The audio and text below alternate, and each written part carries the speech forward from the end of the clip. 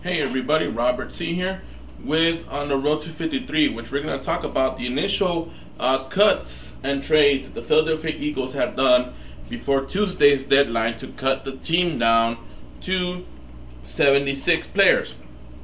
The Eagles have traded quarterback Holcomb, to the Minnesota Vikings for an undisclosed draft pick in 2009, according to PhiladelphiaEagles.com.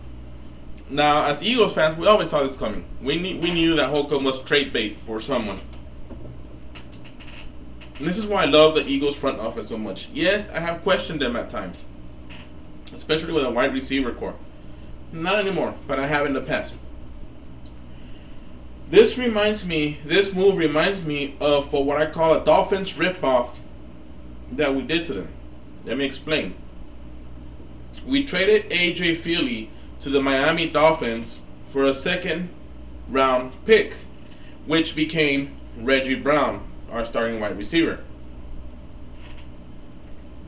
A.J. Feely was cut by the Dolphins and came back to the Eagles, which in the long run, all we did was rip off a second round pick to the Dolphins and kept the player that we traded. I mean, it all worked out great. Of course, the Dolphins had no idea that Feely was going to work for them, but Feely works for us, so everything went good. Now, we got Holcomb, and pretty much at the beginning, he's been nothing but trade bait. So now we have an undisclosed draft pick from the Vikings, and if you're an Eagles fan, you know that we build our teams on the draft, not on free agency, all right? So this is good news. Also, no surprise, the following players were put in injured reserve. Defensive end Jerome McDougal, running back Ryan Moats, and guard Stephon Rogers were all placed on the injured reserve today. McDougal has made a living out of being on injured reserve. I mean, this guy, draft bust. It just shows you that even great offices don't get it right all the time. Jerome McDougal was supposed to be Hugh Douglas's replacement, and ever since he hasn't done shit. Bust. Ryan Moats, good thing that he was placed on the IR because injured reserve. Because I don't think he would have made the team this year. He wasn't having too good of a camp, but I think this is a blessing in disguise for Ryan Moats. I like that kid.